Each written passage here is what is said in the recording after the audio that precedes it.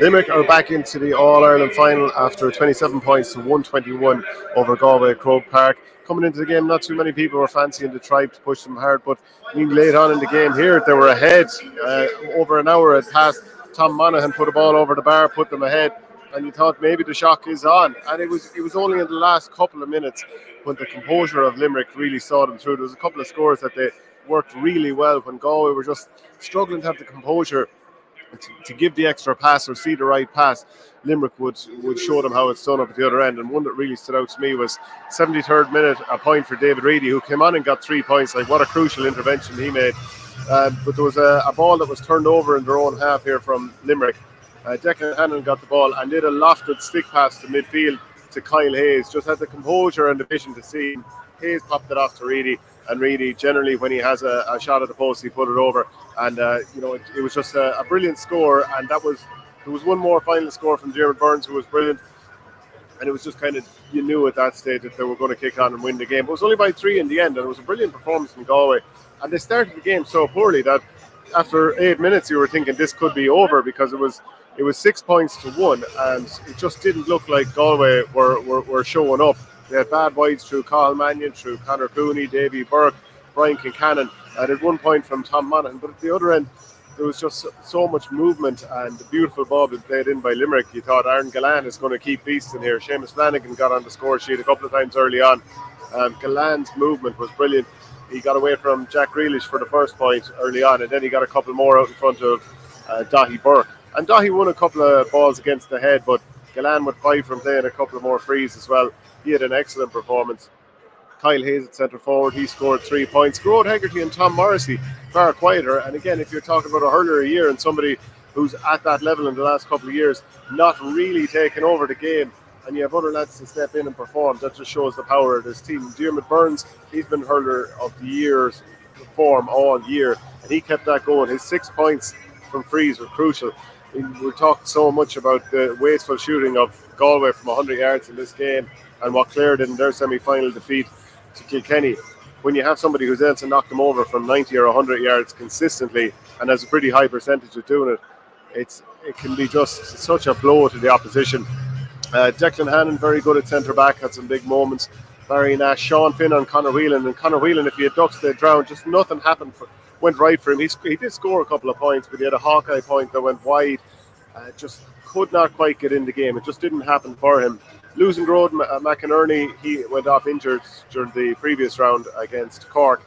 He wasn't available. He did the warm-up, but he wasn't able to play.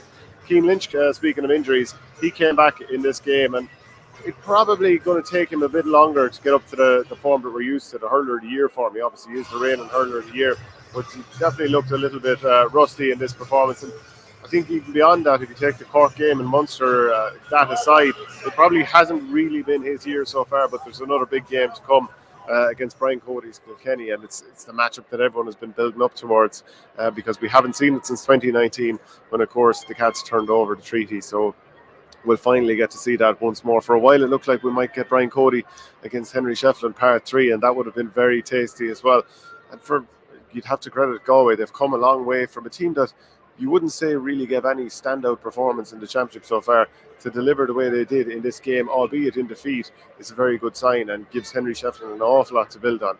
It's been a difficult first year for him. I think everybody knows that, for a lot of reasons, and then there's the trek up and down to the county, but he's done an awful lot right here, and he'll be very confident about where he can take this team.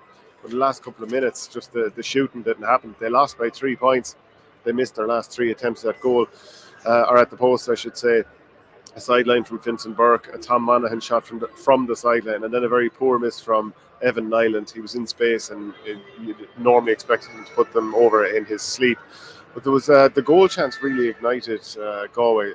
It's half-time, they were down 16-12. Unlucky because they had brought it back to 13-12 around the 31st minute.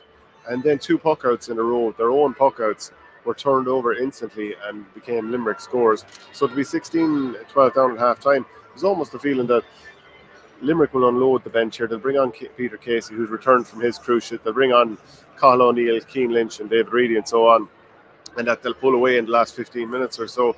But Brian Kincannon got the goal. Brilliant finish from him. Mike Casey just seemed to lose him, and he blasted it into the roof of the net after a long diagonal ball in. And it just seemed like this was a real test for Limerick all of a sudden. And it was Diarmaid Burns, who I've mentioned a few times, who was one of the players who stepped up. Grode Hegarty took on a strange shot from the 21 looking for a goal, and it was never really going to come off, and I think it was just controlled by a defender.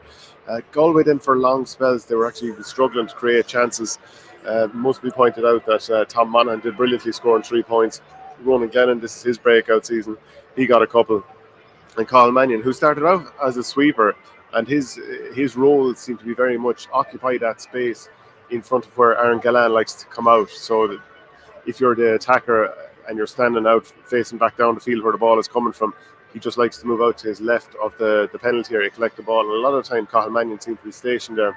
But Mannion pushed up as the game wore on, and he got himself 4 points from play. And you can understand why Shefflin would do that, because he wasn't really getting into the game. If you have someone and they're operating as a spare man in their own half, they have to be impacting the game. And he didn't stay looking at it all day, and it worked moving him around. But physically, Galway competed here, and that's something that Kilkenny will take an awful lot of encouragement from, because it just shows that if they can get stuck into Limerick, they're as human as anyone else. Their smooth passing and patterns and running lines and all that will break down the same as it will for any other team. They are human, even though they are brilliant, and it's just their composure late on in games. Very interesting after 47 minutes to see Paul Kinnerk and Henry Shefflin getting into it on the sideline. Referee Thomas Walsh eventually came over and gave them both yellow cards, but it was fiery, it was passionate on the sideline. And so look, a good performance from Galway, but they're out of the championship. Limerick, they're looking to win a 4th All-Ireland in 5 years, and they'll have to do it against Brian Cody's Kilkenny in the All-Ireland